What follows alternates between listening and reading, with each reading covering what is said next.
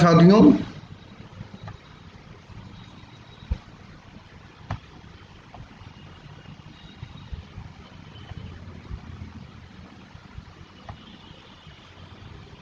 नमस्कार साथियों। Facebook live पर लोकतांत्रिक समाजवादी पार्टी और रेल सेवक संघ तथा स्वतंत्र भारत न्यूज की तरफ से आप सभी सम्मानित साथियों का हार्दिक अभिनंदन करते हुए आपकी सहभागिता के लिए आभार व्यक्त करता हूं। आज का विषय सरकार द्वारा टैक्स के माध्यम से जनता के धन की लूट और अघोषित छटनी, बेरोजगारी और रोजगार के अवसर समाप्त करने की प्रक्रिया के विरोध में हम आपके साथ आज सहभागिता कर रहे हैं। साथियों, आज अभी मैं आ रहा था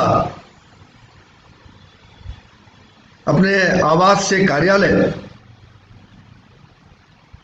और ओला ने किराया दिखाया 135 रुपये, लेकिन जब यहां गंतव्य पे और भी शार्ट रूट से पहुंचा गया तो उसमें करीब 69 रुपये टोल टैक्स, स्टेशन के उस टोल टैक्स को जोड़ लिया गया जो आज संचालित ही नहीं है, बंद हो चुकी है। दूसरी तरफ सरकार सेना के माध्यम से भी आम नागरिकों के धन को लूटना शुरू कर दिया। आज स्थिति यह है, मैं केवल अगर लखनऊ, उत्तर प्रदेश की राजधानी लखनऊ की बात करूं और अपने आवास से लेके कार्यालय जो मात्र 11 किलोमीटर की दूरी पे है, जिसमें लगभग 300 मीटर की सड़क रक्षा मंत्रालय सेना के अधीन आती है, बीच में उनका सड़क पड़ता है कैंटोनमेंट का, जहां उनका एक कार्यालय बना हुआ है हमारे रेलवे हॉस्पिटल के बगल में। और केकेसी इंटर कॉलेज है, डिग्री कॉलेज है, रेलवे स्टेशन है, उसके और रेलवे हॉस्पिटल, या यूं कहें रेलवे हॉस्पिटल और लोको वर्कशॉप के बीच में 300 मीटर की सड़क उनके कब्जे में है, जिसका वो प्रति फेरा 30 रुपए हर टैक्सी वाले, हर टेम्पो वाले, हर वाहन से ले रहे हैं वाणिज्यिक के नाम पे। तो मैं आपका ध्यान ले जाना चाहूंगा सबसे पहले पेट्रोल और डीजल पे। ड्राइवर चाहे ओला हो, चाहे उबर हो, चाहे आपकी अपनी गाड़ी हो, गाड़ी जो चलेगी, टैक्सी, स्कूटर, मोटरसाइकिल, चाहे वो आप शिक्षा के लिए जा रहे हो, किसी सामान को लेने जा रहे हो, किसी सामान को बेचने जा रहे हो, उसके लिए आपकी गाड़ी में डीजल, पेट्रोल या गैस पड़ेगी और उस पर 60 रुपए प्रति लीटर के हिसाब से सरकार टैक्स लेती है। अब अगर हम ओला को ले लें तो 11 किलोमीटर में कम से कम आधा लीटर पेट्रोल लगता है, तो 30 रुपए, या अपनी गाड़ी ले लें तो 30 रुपए पेट्रोल का टैक्स, 40 रुपए का पेट्रोल हुआ, 30 रुपए का टैक्स दिया सरकार को। गाड़ी हमने खरीदी, उस पर भी टैक्स दिया। एक फेरे का मान लीजिए 5 रुपए, 35 रुपए, उसके बाद अगर गाड़ी टैक्सी में चल रही है तो कमर्शियल टैक्स देते हैं, नहीं तो रोड टैक्स देते हैं। तो रोड टैक्स सरकार ले रही है कमर्शियल वाहनों से, चाहे चले या ना चले, हर 3 महीने पे। वो भी 5 रुपए आप रख लीजिए, तो आपके टैक्स हो गए अभी 40 रुपए। अब आप कृष्णानगर कोतवाली से आप अवध चौराहा होते हुए, अपने समय को बचाने के लिए जेल रोड होते हुए, रेलवे अस्पताल होते हुए, लोको वर्कशॉप होते हुए हुसैनगंज चौराहे पे आ रहा है। इसमें 300 मीटर करीब सेना का कार्यालय एक है और वो सड़क है। उसका ये 30 रुपए प्रति फेरा ले रहा है, तो 30 रुपए वो जोड़ लीजिए, 40 और 30 70 रुपए। अब 25% ओला वाला लेता है, तो 70 और 25 95 रुपए। तो एक फेरे पे अगर 11 किलोमीटर की यात्रा करनी हो किसी देश के नागरिक को,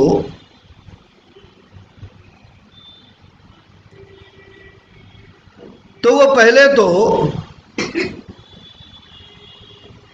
100 कुछ रुपए इनको टैक्स दे दें।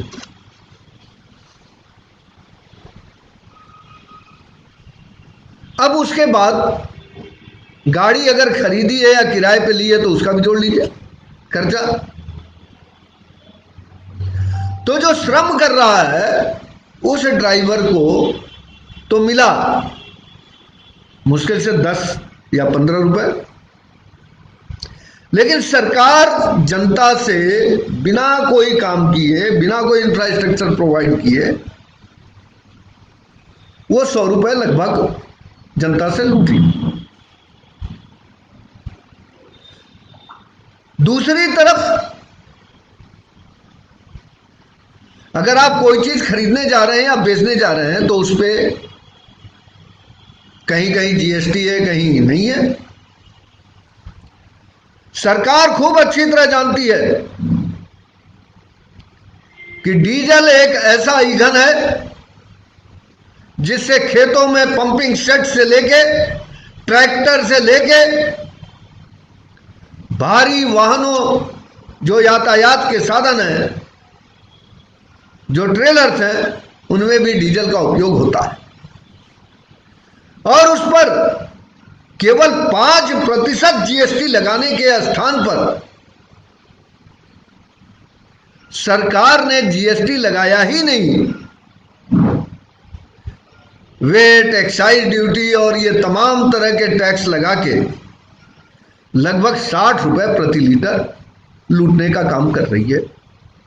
लोकतांत्रिक समाजवादी पार्टी और हम, रेल सेवक संघ और हम सभी इसका विरोध करते हैं, निंदा करते हैं। दूसरी चीज, मैंने कहा था पहले भी कि भारतीय रेल, जिसकी परिभाषा है railway is A cheapest mode of transport, railway सबसे सस्ता यातायात का, अपने देश के नागरिकों को, सामान को पहुंचाने का एक स्थान से दूसरे स्थान पर सबसे सस्ता साधन है। उस साधन को इस सरकार ने 1992 में कांग्रेस के नरसिम्हा राव के प्रधानमंत्रित्व काल में किए गए विश्व व्यापार संगठन और अंतर्राष्ट्रीय मुद्रा कोष के साथ समझौते के अनुसार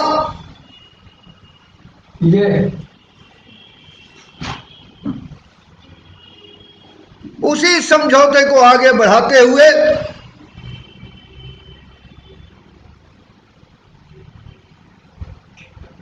%100 एफडीआई लागू कर दी हर क्षेत्र में, यहां तक कि सेना में भी 70% एफडीआई लागू कर दी।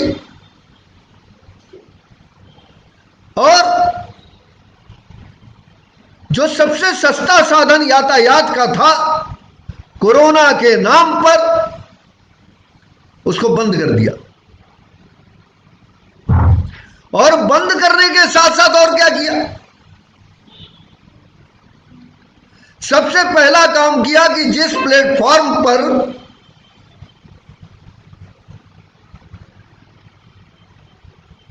₹10,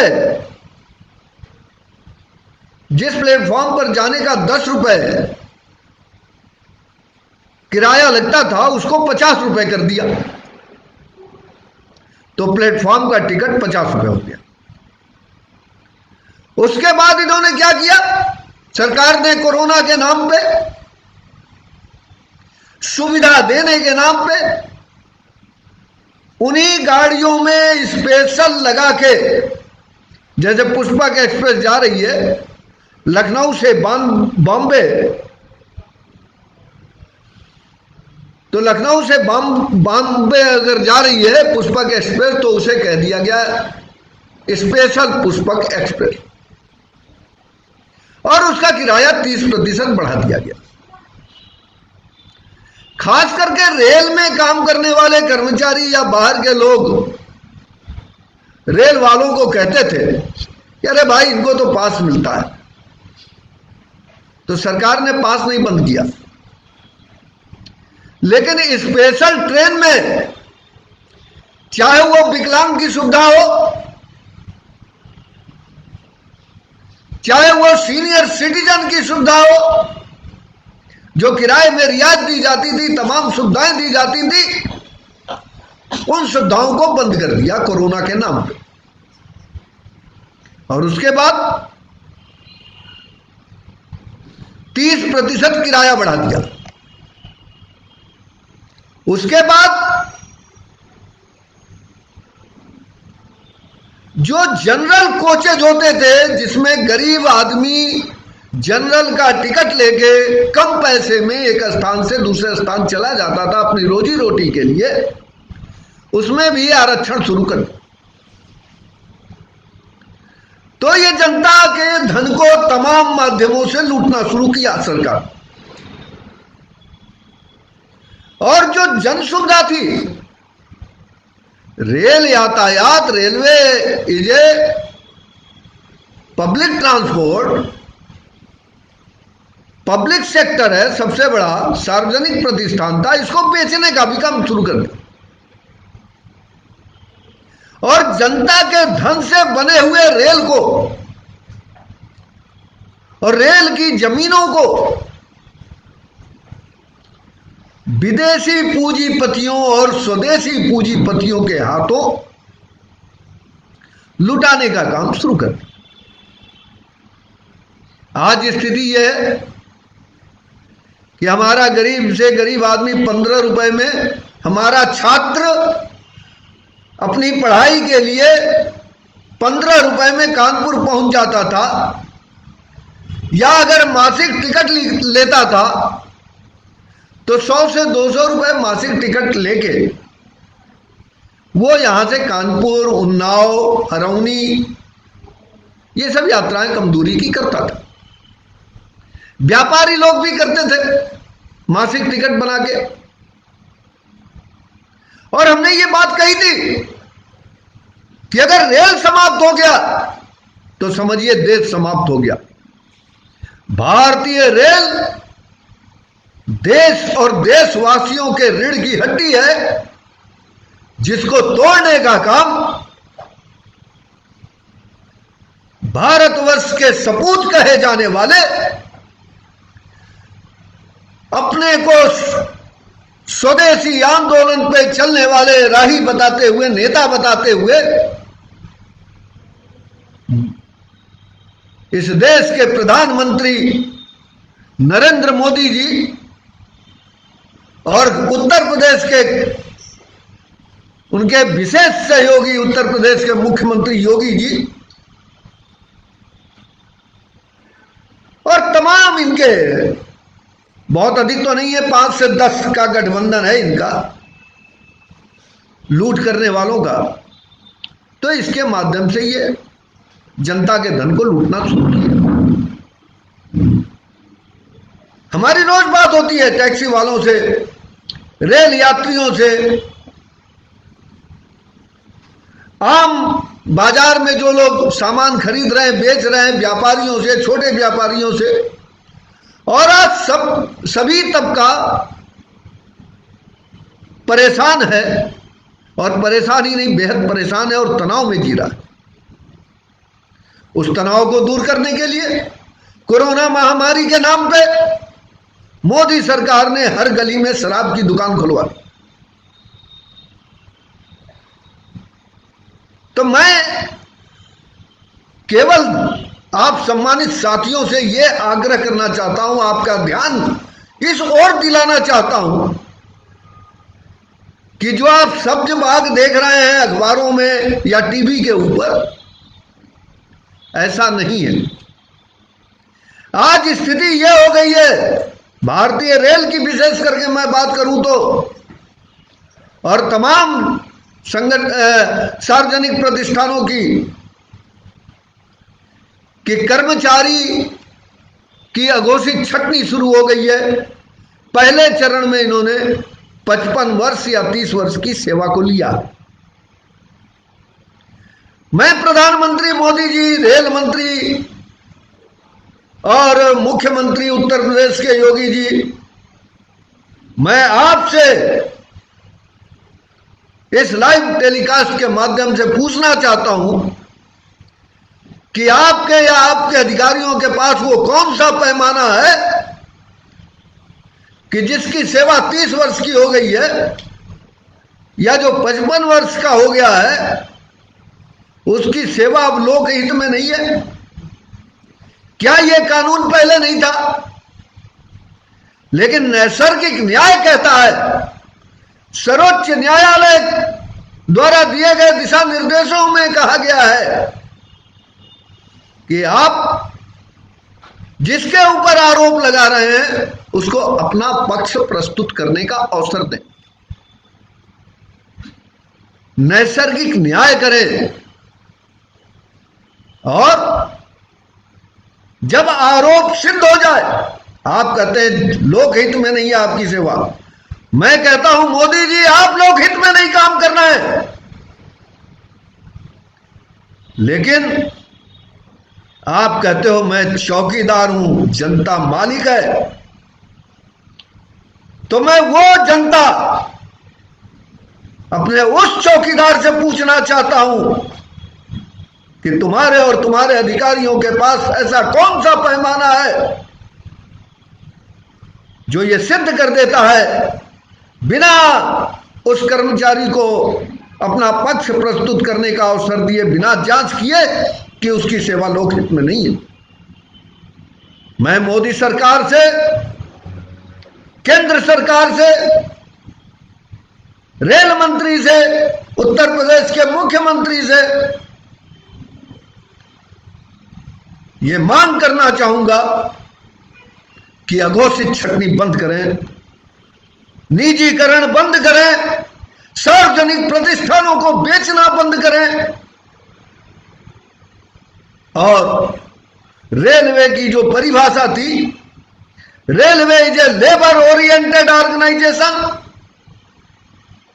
उस परिभाषा और उस उद्देश्य की आपूर्ति के लिए रेल की अधोसंरचना के अनुपात में रेलवे की जितनी लंबी लाइन है, जितनी ट्रेनें चलानी है, जितने ड्राइवर, जितने गार्ड और जितने प्लेटफॉर्म्स हैं, जितने स्टेशन हैं, उनके अनुपात में कर्मचारियों की भर्ती करके, निजीकरण बंद करके सरकार खुद चला। मैं मोदी जी आपसे पूछता हूं, आपके पास साइकिल तो होगी, अगर वो साइकिल खटारा हो जाए तो कौन व्यापारी उसको खरीदना चाहेगा? वो आप कूड़े के भाव स्क्रैप में बेच दोगे या सड़ जाएगी। अगर कार होगी आपके पास, या मोटरसाइकिल होगी, स्कूटर होगा, या आपके किसी साथी के पास होगा,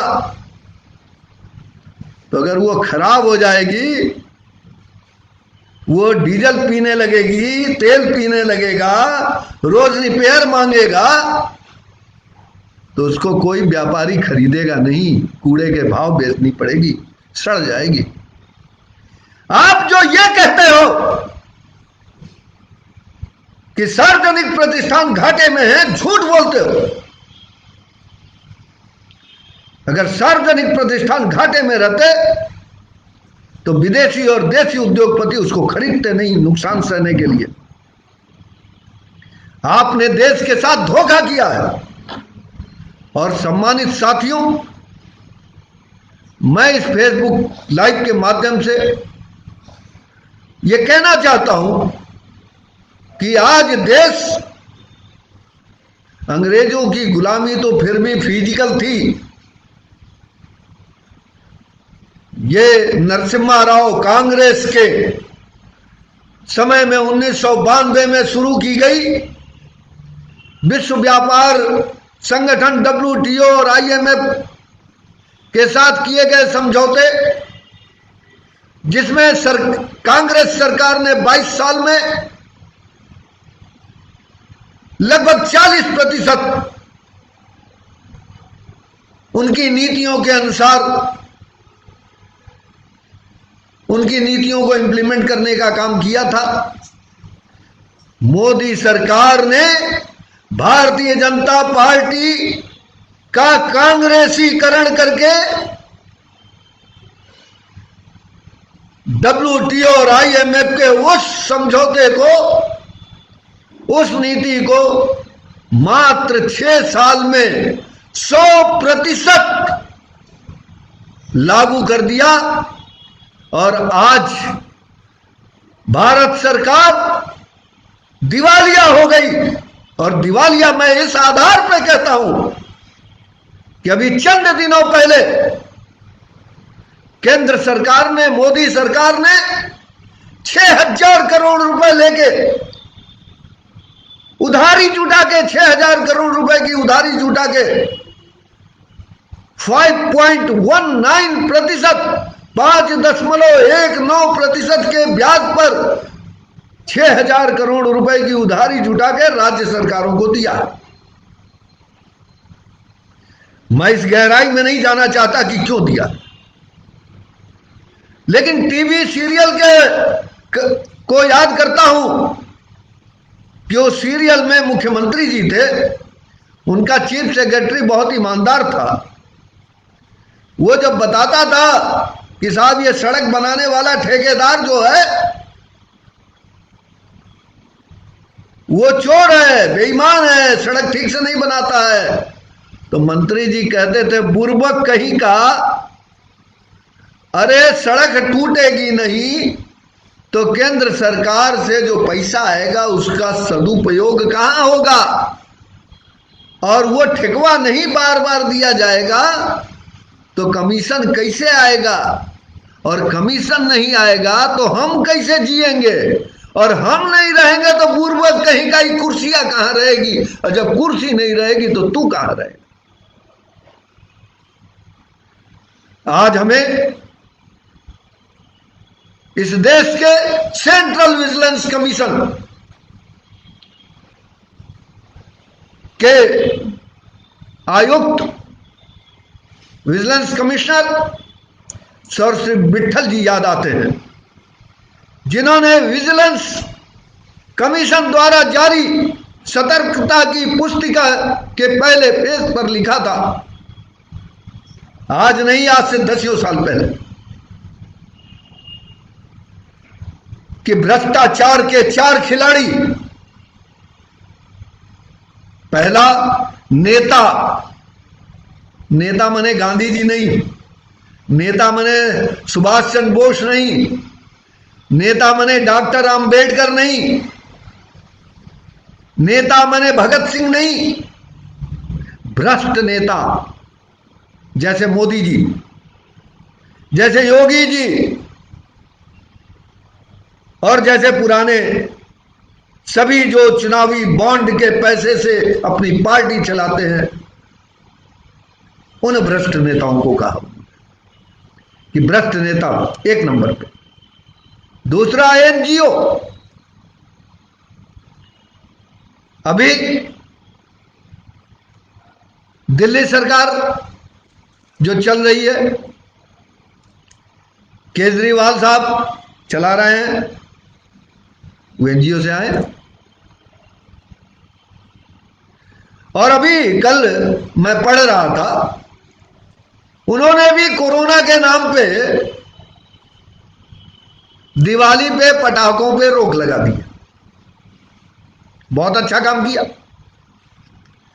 लेकिन पटाखों पे रोक लगाने के पहले फिर उन्होंने लाइसेंस क्यों जारी किया पटाखों पे? यहां हमारा विरोध है।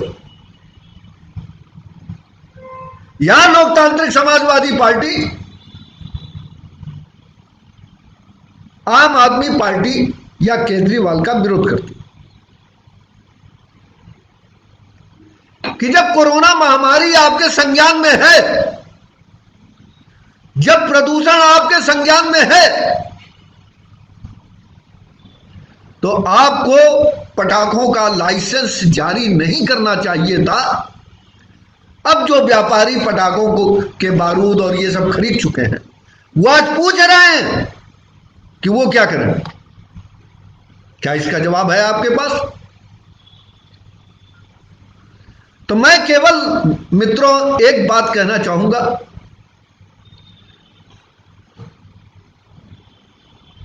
कि जब आप पढ़ते हो, बड़े होते हो, पढ़ना शुरू करते हो, तो समय देते हो, आपका श्रम लगता है, आप परिश्रम करते हैं, तो अच्छे विद्यार्थी बनते हैं।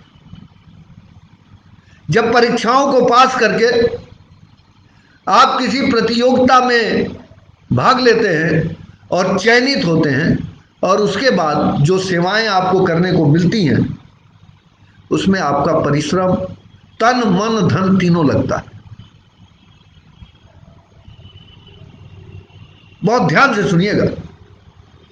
तो जो राजनीतिक पार्टी जो इस देश के 125 करोड़ नागरिकों के लिए कानून बनाने का काम करती हैं, उन राजनीतिक पार्टी के नेताओं को या उन पार्टियों को चलाने में जो हमारे सम्मानित नेता अपना तन मन धन लगा रहे हैं, उनसे जब आप ये अपेक्षा करने लगते हैं कि वो आपको क्या देंगे, आपका क्या लाभ होगा, तो वहीं भ्रष्टाचार शुरू हो जाता है। और वो अपने सपनों को पूरा करने के लिए साम दाम दंड भेद चारों का उपयोग करते हैं, भ्रष्टाचार करते हैं। और इसी को डॉक्टर विट्ठल ने कहा, विजिलेंस कमिश्नर ने कहा कि भ्रष्ट नेता। एनजीओ।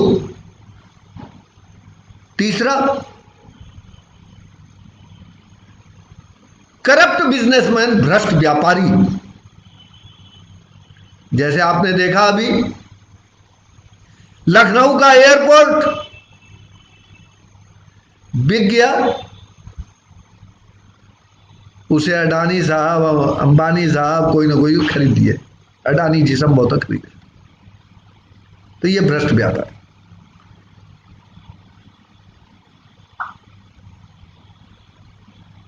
तीन हो गए। चौथा,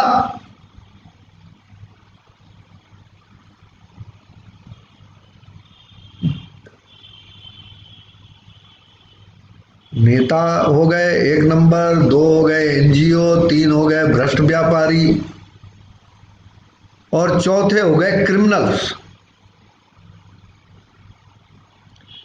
जो गुंडे बदमाश हैं, क्रिमिनल हैं, चोरी करते हैं। तो उन्होंने कहा था ये खिलाड़ी हैं भ्रष्टाचार के। और आज उन्होंने ये भी कहा था कि इन चारों खिलाड़ियों में आपसी तालमेल बहुत अच्छा रहता है और ये एक दूसरे की मदद भी करते हैं। अब इसका मैं आपको उदाहरण जीता जागता आपके सामने रख रहा हूं। अभी राज्यसभा में राज्यसभा सदस्यों का चुनाव हुआ और निर्विरोध राज्यसभा सदस्य चुने गए।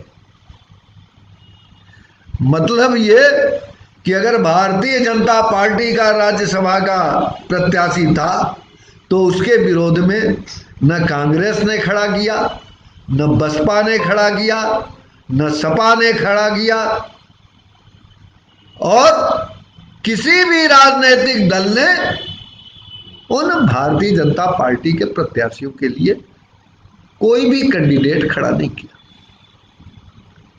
तो भारतीय जनता पार्टी ने जितने, कांग्रेस ने प्रत्याशी खड़ा किया, उनके विरोध भारतीय जनता पार्टी ने नहीं खड़ा किया, बहुजन समाज पार्टी ने नहीं खड़ा किया, समाजवादी पार्टी ने नहीं खड़ा किया। इसी तरह बहुजन समाज पार्टी ने जब खड़ा किया तो उसके खिलाफ भी किसी पार्टी ने नहीं खड़ा किया। तो मेरा कहने का अर्थ जीता जागता प्रमाण है कि इन राजनीतिक दलों में जो चुनावी चंदे से, इलेक्टोरल बॉन्ड के पैसे से चलते हैं, पूंजीपतियों के पैसे से चलते हैं, इनका आपसी गठबंधन देखिए। इनमें से कल को आप किसी को चुनते हैं, क्या अंतर आने वाला है?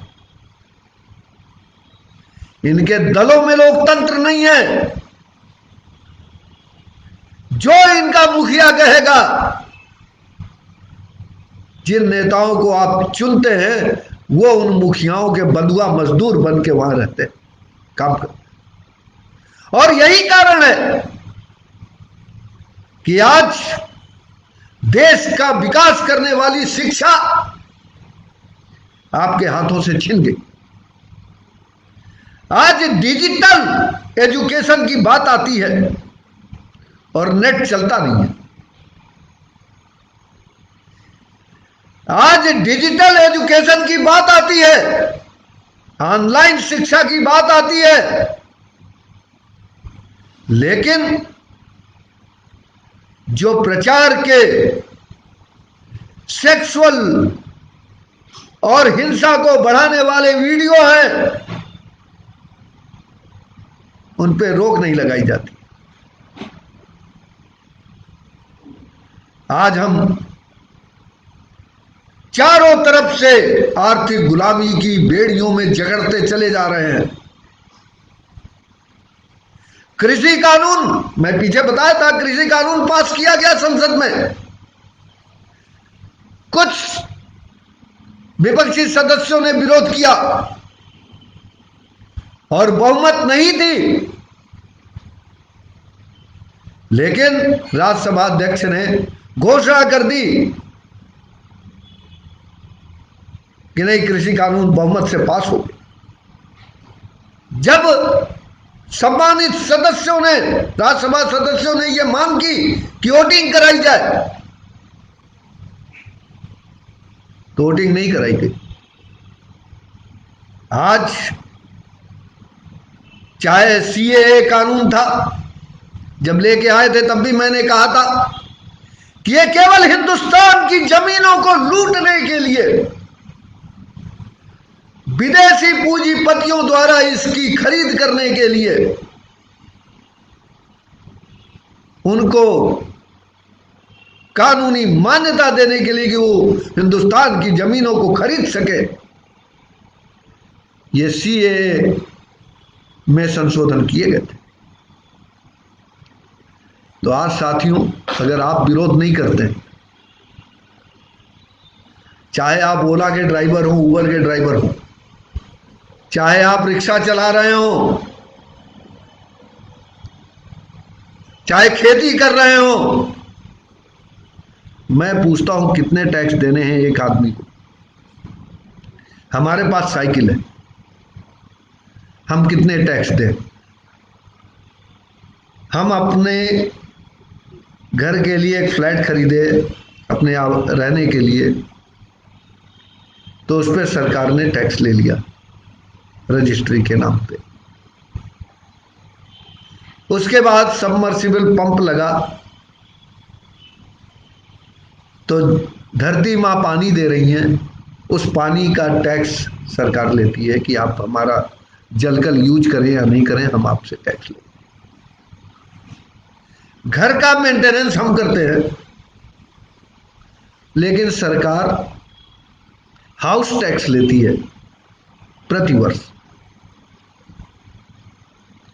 अब हम घर से बाहर निकलते हैं, जो सड़क हमारे टैक्स के पैसे से बनी है, उस सड़क पे अगर हम पढ़ने के लिए या अपना सामान खरीदने के लिए या बेचने के लिए जब निकलते हैं, तो उसका रोड टैक्स भी सरकार उस वाहन मालिक से लेती है जिस टेम्पो टैक्सी के साधन से हम बाजार जाते, जिसको हम पे करते। उसके बाद अगर कहीं लंबी दूरी की कर रहे हैं तो टोल टैक्स और टोल प्लाजा भी देते। अब हम चीनी खरीदें या चाय की पत्ती खरीदें या आटा खरीदें तो उस पर भी टैक्स लेती।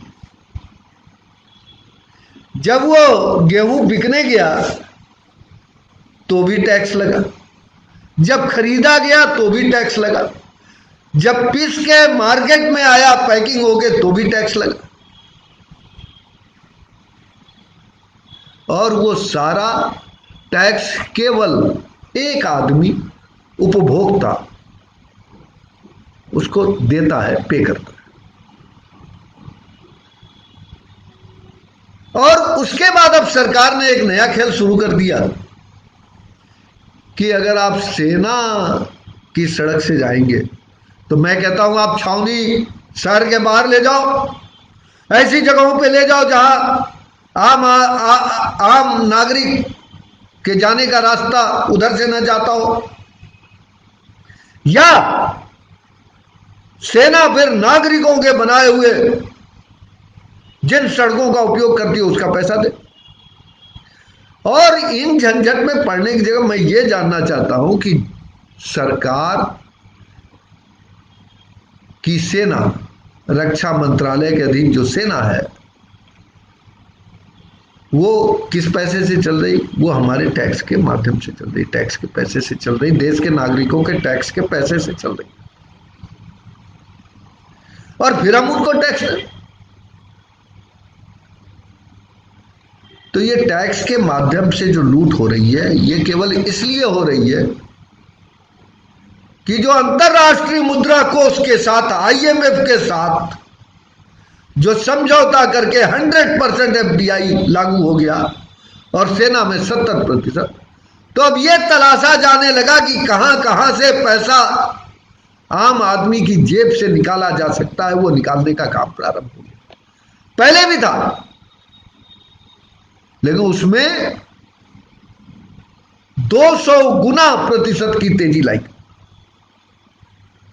और जब सरकार को 6,000 करोड़ रुपए जुटाने के लिए 5.19%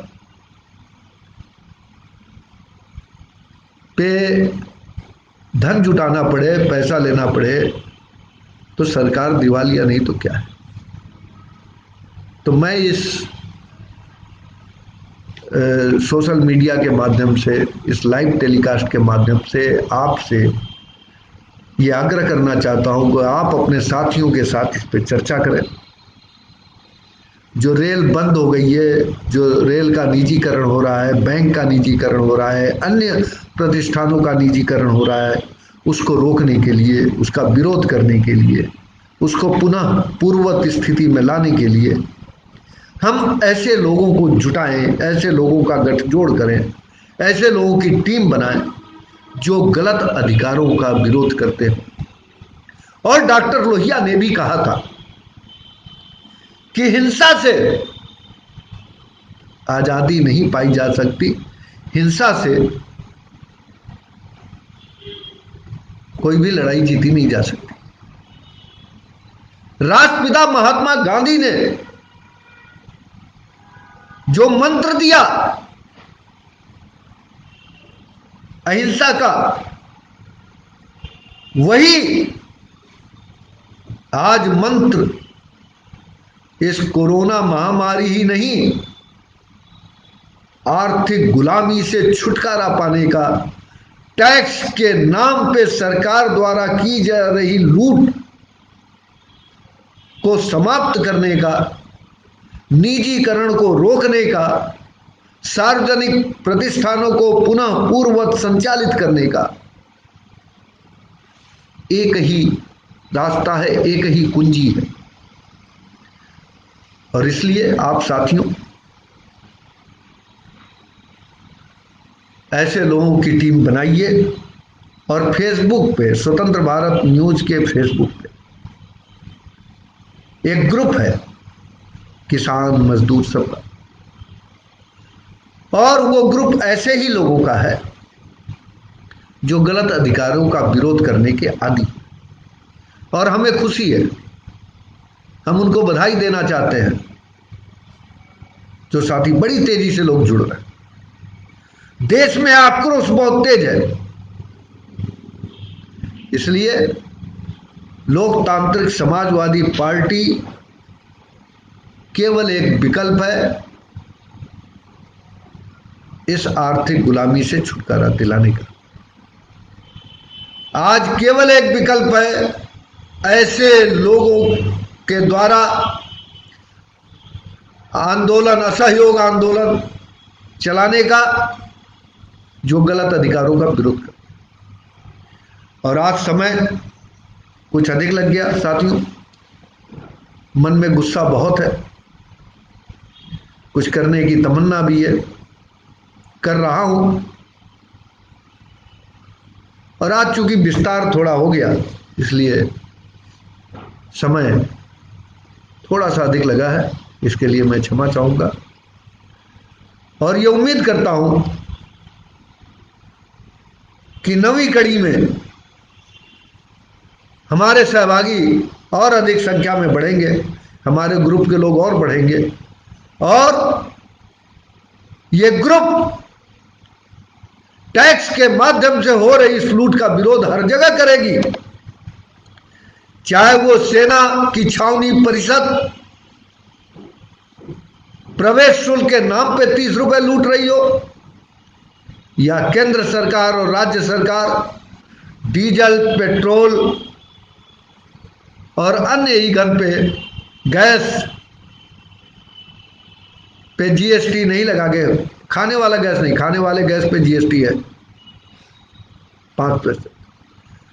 मैं जिस गैस से गाड़ी चलती है उस गैस की बात कर रहा हूँ, वाहन चलती, उन पे जीएसटी नहीं है। उस पे जीएसटी लगाने के लिए 5% जीएसटी लगाए सरकार, और ये 60 रुपये प्रति लीटर की लगभग जो लूट हो रही है, इसको बंद करे। इसके लिए आगे आना पड़ेगा। शिक्षा की नीति जो ऑनलाइन है उसका विरोध करना पड़ेगा, क्योंकि विकास की नींव शिक्षा से होती है। शिक्षा गुरुकुल में हो सकती है, शिक्षा पाठशाला में हो सकती है, शिक्षा ऑनलाइन केवल बेरोजगारी पैदा करेगी और पूंजीपतियों की तिजोरी बढ़ेगी। न बालक और बालिका का विकास होगा, बौद्धिक विकास होगा, और न देश का विकास होगा। इसलिए इसका विरोध करना पड़ेगा, निजीकरण का विरोध करना पड़ेगा, और रेल, बैंक, इस तरह के तमाम प्रतिष्ठानों को बचाना पड़ेगा। और आप बचाएंगे इसको, हमारा देश आर्थिक गुलामी की जंजीरों से छुटकारा पाएगा, यह हमारा विश्वास है। इसके लिए सतत संघर्ष जारी रहेगा। आज लोग कहते हैं नेता नहीं है, नेता है। आज राष्ट्रपिता महात्मा गांधी, लोकनायक जयप्रकाश नारायण, डॉक्टर आम्बेडकर, विवेकानंद, भगत सिंह, डॉक्टर राम मनोहर लोहिया, इन सब का संयुक्त रूप अगर देखना हो तो लोकतांत्रिक समाजवादी पार्टी के संस्थापक, जो जनता दल के पहले राष्ट्रीय महासचिव रह चुके हैं, दक्षेश के अध्यक्ष रह चुके हैं, समाजवादी पार्टी के पहले राष्ट्रीय महासचिव रह चुके हैं, महान समाजवादी चिंतक व विचारक साथी रघु ठाकुर, जिनकी पार्टी का सिंबल चिन्ह मोमबत्ती है और हर व्यक्ति अपनी पार्टी का सिंबल अपनी विचार और सोच के हिसाब से बनाता है, और उनकी सोच रही है जिसका हम लोग अनुसरण करते हैं कि यह जीवन मोमबत्ती की तरह जल रही है, छोटी हो रही है। हम पल पल जितना प्रकाश अपने आसपास फैला सकते हैं उसको फैलाएं, और इसीलिए पार्टी का सिंबल मोमबत्तियां। तो आज है, आज विकल्प है राष्ट्र के सामने लोकतांत्रिक समाजवादी पार्टी के रूप में। आइए, जुड़िए, गलत अधिकारों का विरोध करने की आदत करने वालों, मैं आपका आह्वान करता हूं कि आप आइए और जुड़िए और इस देश को आर्थिक गुलामी से और इन लुटेरों से आज़ादी दिलाइए। इसी के साथ फिर हम लोग 15 नवंबर रविवार को ठीक 11 बजे, और नेट के कारण 5-10 मिनट गड़बड़ होती है नेट नहीं रहने से, तो मैं साथियों से क्षमा चाहते हुए आग्रह करूंगा कि उतना वेट किया करें और हमारे साथ जुड़िए। हमारे जो वक्तव्य हैं, हमारा जो संबोधन है, इस पे आप बेबाक होकर जो गलत लगता है उस पर टिप्पणी करिए, और जो सुझाव है उसको भी आप भेजिए, मेल करिए, व्हाट्सएप पे करिए। हमारा नंबर है 8400233093। अंग्रेजी में बोलूंगा, मोबाइल नंबर 8400233093। दूसरा नंबर है BSNL का मोबाइल नंबर 8765531599, 8765531599। ईमेल swatantrabharatnews@gmail.com या लोकतांत्रिक समाजवादी पार्टी .up@gmail.com। इसी के साथ साथियों, आप सभी का बहुत बहुत आभार, आप सभी को साधुवाद। जय हिंद।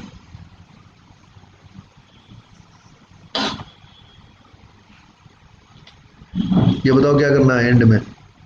उस दिन कर रही थी वाच तो नहीं है, कहीं आ रहा है। शेयरिंग पे आइए, ये शेयर पे लाइए, ये वीडियो चल रही है। ये कैंसिल करें एंड लाइव वीडियो। लास्ट